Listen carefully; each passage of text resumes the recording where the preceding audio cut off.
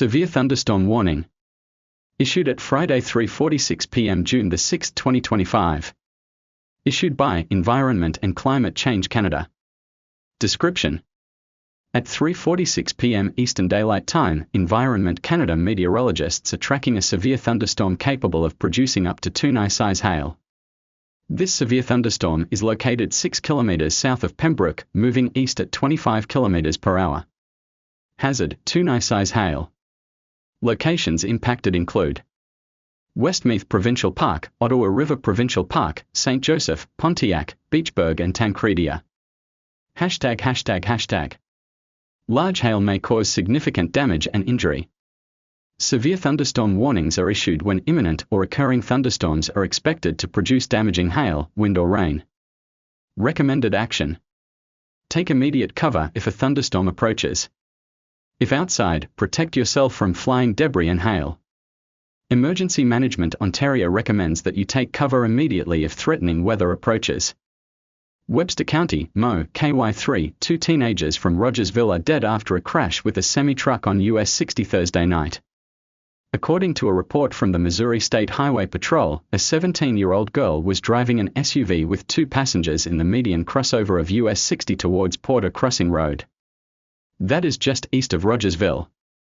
Around 9:30 p.m., she began crossing the westbound lanes and was hit by a semi-truck. The SUV rolled several times and was thrown off the right side of the road. The 2 passengers, a 15-year-old girl and a 16-year-old boy, died in the crash. The driver was taken to a Springfield hospital with moderate injuries. The semi-truck driver was not injured. The Logan-Rogersville School District released this statement regarding the deaths.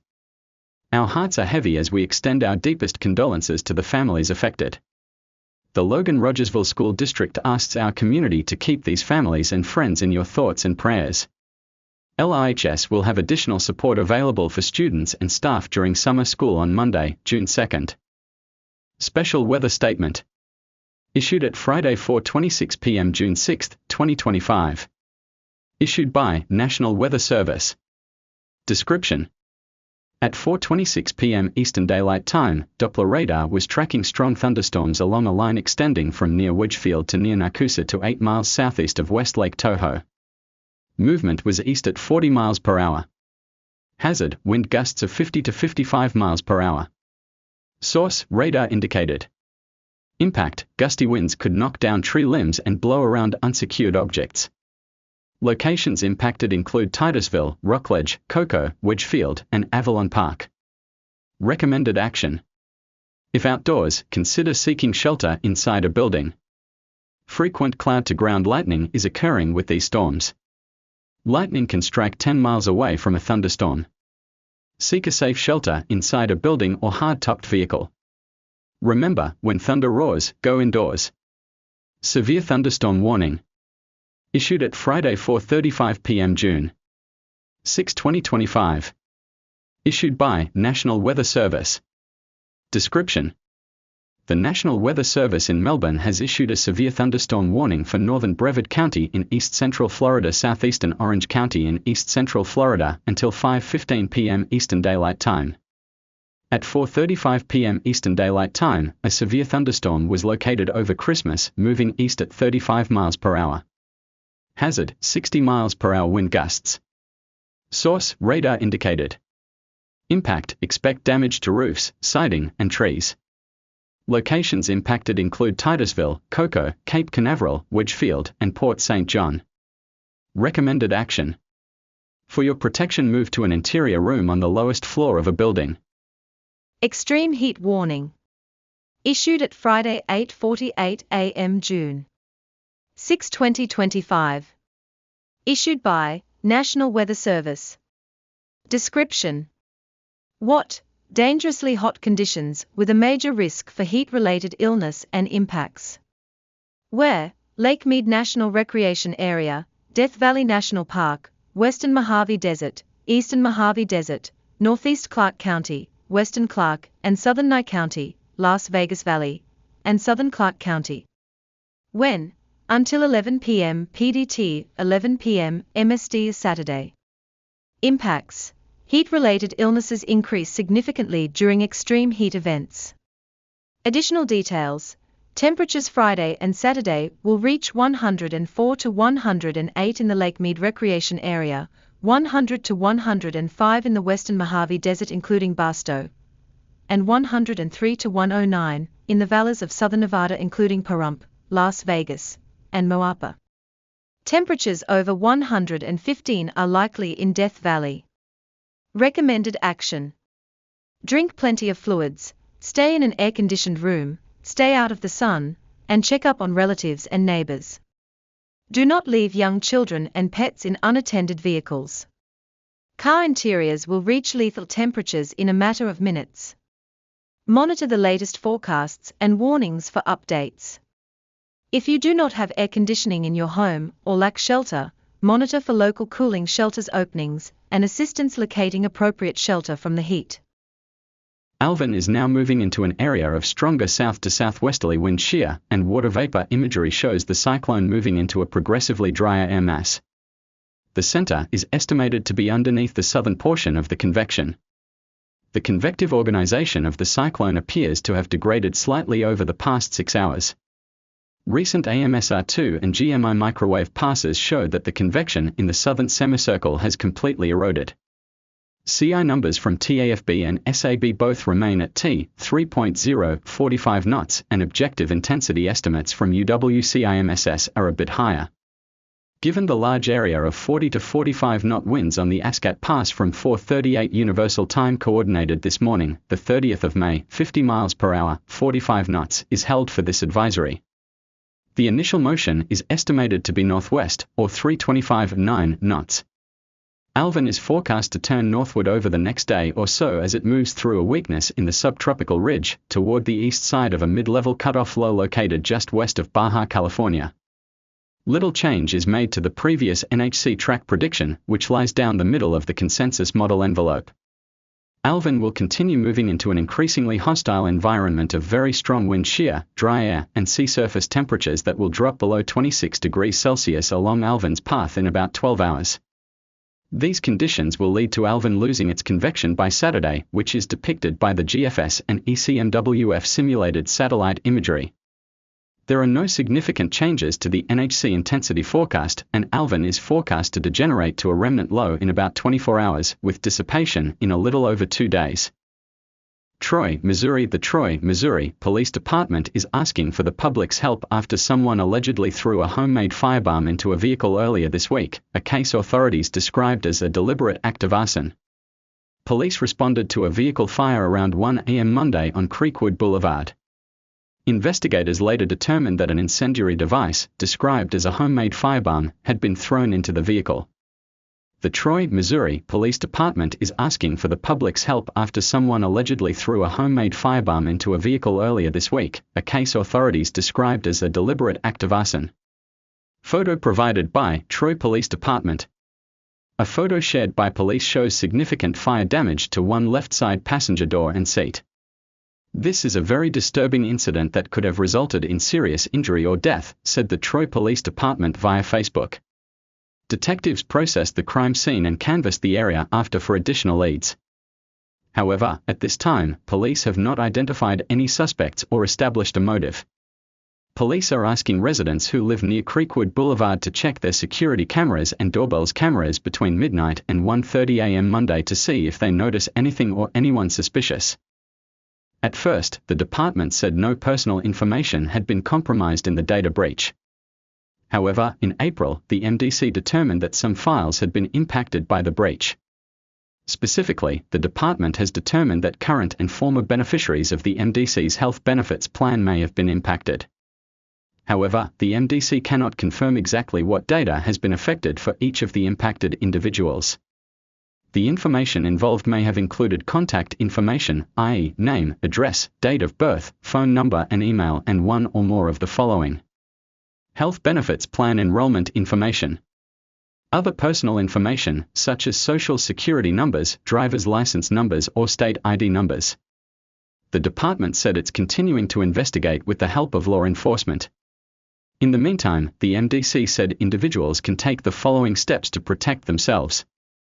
Monitor any benefit statements received from healthcare providers, as well as bank and credit card statements, credit reports and other similar documents for any unfamiliar activity.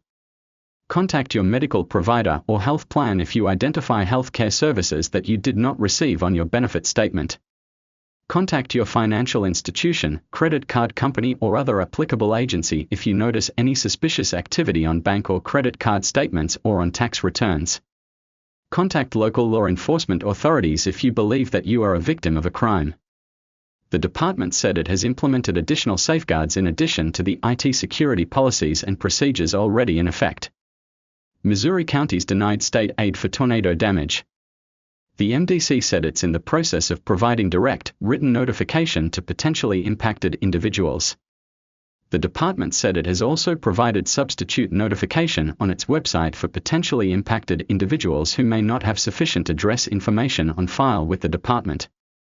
MDC regrets the inconvenience and concern that this incident may have caused to our team, retirees, and current or former beneficiaries of our health benefits plan, the department said in a news release. The MDC said it will provide complimentary credit monitoring services to impacted individuals who are concerned their information may have been compromised. More information about complimentary credit monitoring services will be provided in the coming. Searchers plan to be back on the ground Saturday in the area around where 2 children were reported missing earlier this month. In a release late Friday, RCMP said searchers from ground search and rescue teams and the RCMP will focus on specific areas around Gaylock Road and the nearby Pipeline Trail, where a boot print was previously located. Lily and Jack Sullivan, ages 6 and 4 years, were reported missing. RCMP are asking the public to avoid the search area while the GSAR teams work in the area. Earlier this week, RCMP asked the public for more video and dashcam footage from the Gaylock Road area between April 28 at noon and May 2 at noon. They said they have been able to confirm the youngsters were seen in public with family members May 1. A transport truck rolls down Lower Water Street in Halifax. Interprovincial trade barriers have been a drain on productivity and economic prosperity in Atlantic Canada, says Dr. Trevor Toom. NS opens its border further with motor vehicle, modular housing regulation changes. Executive Director of the Department of Emergency Management with the Province of Nova Scotia, Meredith Cohen, gave a presentation at the Museum of Industry on May 28. ED speaks on Nova Scotia Guards' involvement in search for missing kids. Staff Sergeant Curtis Mackinnon announces that the search for missing Pictou Country children, Lily and Jack Sullivan, is being scaled back on May 7. The RCMP is looking for dashcam footage or video along Gaylock Road between 12 p.m. on April the 28th and 12 p.m. on May 2nd. RCMP asking for more video from area around where Pictou County children went missing. RCMP and search teams, helicopters and drones were used for 5 days in the area looking the children before the search was scaled back. Additional searches took place on May 8, May 9, May 17 and May 18. More than 355 tips about the children have been received and are being followed up on, and officers have formally interviewed more than 50 people. Any future searches will be determined based on the course of the investigation, police said.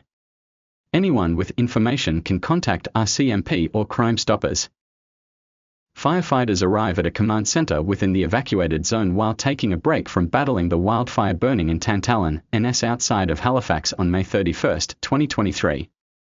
The Canadian Press, Darren Calabrese. The province says no charges will be laid in connection to the 2023 wildfire in Upper Tantallon and Hammonds Plains. The Department of Natural Resources put out a statement on the 2-year anniversary of the wildfire, saying the investigation has wrapped up. After exhausting all possible avenues, the province is unable to lay charges in relation to the 2023 wildfire in Upper Tantallon and Hammonds Plains, the statement said. The Department of Natural Resources has 2 years from the date of an offence to lay charges under the Forests Act. Charges are only laid if there is sufficient evidence to secure a conviction.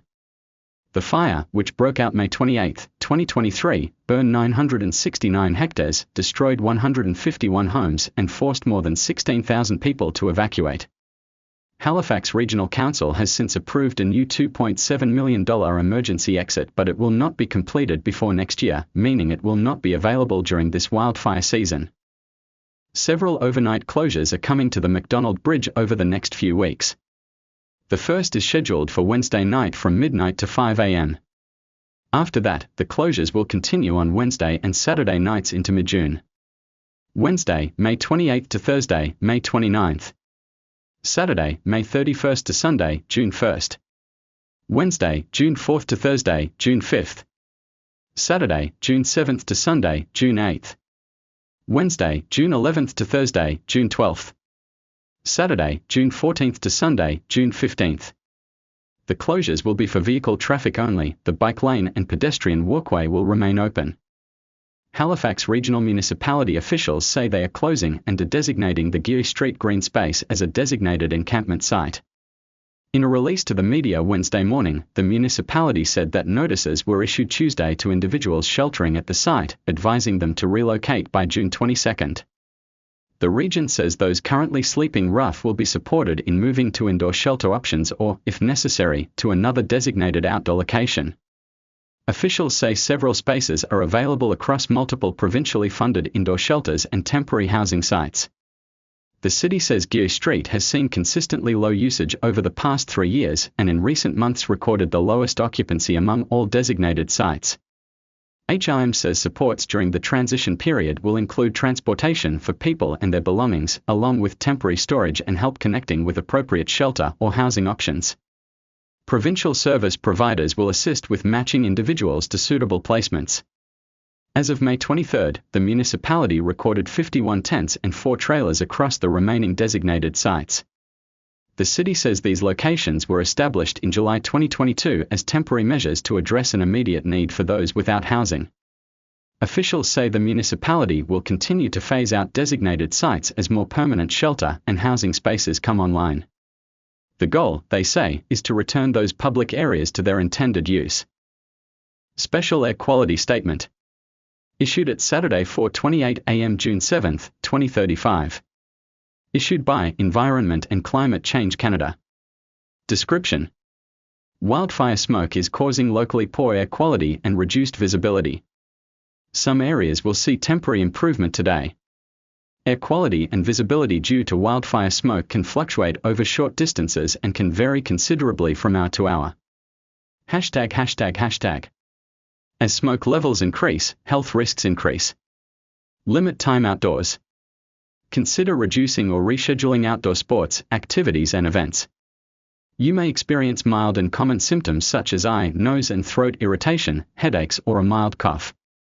More serious but less common symptoms include wheezing, chest pains or severe cough. If you think you are having a medical emergency, seek immediate medical assistance. People more likely to be impacted by outdoor air pollution, including people aged 65 and older, pregnant people, infants and young children, people with an existing illness or chronic health condition, and people who work outdoors, should reduce or reschedule strenuous activities outdoors and seek medical attention if experiencing symptoms. For more information, please visit Alberta Health Services at https://www.albertahealthservices.ca/news/air.aspx. Visit http://www.airhealth.ca for information on how to reduce your health risk and your personal contribution to pollution levels, as well as for current and forecast AQHI values. Please continue to monitor alerts and forecasts issued by Environment Canada. Recommended action. When indoors, keep windows and doors closed as much as possible. When there is an extreme heat event occurring with poor air quality, prioritize keeping cool. Protect your indoor air from wildfire smoke. Actions can include using a clean, good quality air filter in your ventilation system and or a certified portable air cleaner that can filter fine particles. If you must spend time outdoors, a well-constructed, well-fitting and properly worn respirator-type mask, such as a NIOSH-certified N95 or equivalent respirator, can reduce your exposure to the fine particles in the smoke. Even though exposure may be reduced, there can still be risks to health. Check in on others who are in your care or live nearby who may be more likely to be impacted by outdoor air pollution. Always follow guidance from local authorities. Learn more at https://www.canada.ca/wildfire-smoke. Wildfire. Issued at Saturday, 8:23 p.m. June 7, 2025. Issued by Yellowhead County. Description. There is a mandatory evacuation order for the communities of Robb and Merkel. Recommended action. Everyone in Merkel and Rob must evacuate immediately. Gather important documents, medication, pets and supplies to be away for 3 days. Ensure you have sufficient fuel in your vehicle. If you need transportation assistance, go to the multiplex or call 1-833-334-4630. If you need emergency assistance, call 911. The evacuation route is north on Highway 47 to Highway 16. The reception center is Holiday Inn Express in Edson. Visit ucounty.ca and Alberta Emergency Alert for updates. Area description. Rob and Merkel. Special Air Quality Statement. Issued at Saturday 8:36 a.m. June 7, 2025. Issued by Environment and Climate Change Canada. Description. Smoke is causing or expected to cause poor air quality and reduced visibility. Wildfire smoke is mainly aloft this morning and is expected to remain as such for today through tonight, although some local areas may experience poor air quality at times, mainly to the west of Sandy Lake. The wildfire smoke is expected to move back into the area on Sunday afternoon and remain in place into early next week. Forest fire danger ratings are currently high or extreme with restrictions in place. These conditions are expected to persist through the weekend. ####. As smoke levels increase, health risks increase. Limit time outdoors. Consider reducing or rescheduling outdoor sports, activities and events. You may experience mild and common symptoms such as eye, nose and throat irritation, headaches or a mild cough. More serious but less common symptoms include wheezing, chest pains or severe cough. If you think you are having a medical emergency, seek immediate medical assistance. People more likely to be impacted by outdoor air pollution, including people aged 65 and older, pregnant people, infants and young children, people with an existing illness or chronic health condition, and people who work outdoors, should reduce or reschedule strenuous activities outdoors and seek medical attention if experiencing symptoms. Visit http://www.airhealth.ca for information on how to reduce your health risk and your personal contribution to pollution levels, as well as for current and forecast AQHI values. Please continue to monitor alerts and forecasts issued by Environment Canada. Recommended action. When indoors, keep windows and doors closed as much as possible. When there is an extreme heat event occurring with poor air quality, prioritize keeping cool. Protect your indoor air from wildfire smoke. Actions can include using a clean, good quality air filter in your ventilation system and/or a certified portable air cleaner that can filter fine particles. If you must spend time outdoors, a well-constructed, well-fitting and properly worn respirator-type mask, such as a NIOSH-certified N95 or equivalent respirator, can reduce your exposure to the fine particles in the smoke. Even though exposure may be reduced, there can still be risks to health. Check in on others who are in your care or live nearby who may be more likely to be impacted by outdoor air pollution. Always follow guidance from local authorities. Learn more at https://www.canada.ca/wildfire-smoke. Heat warning. Issued at Saturday 3:39 p.m. June 7, 2025. Issued by Environment and Climate Change Canada. Description. A heat event is expected to begin on Sunday and continue into Monday. What? Daytime highs reaching 29 to 31 degrees Celsius and overnight lows near 18 to 20 degrees Celsius. When? Sunday afternoon ending Monday night. Discussion. A hot air mass will move into the region on Sunday. Forest fire smoke is also expected to move in on Sunday.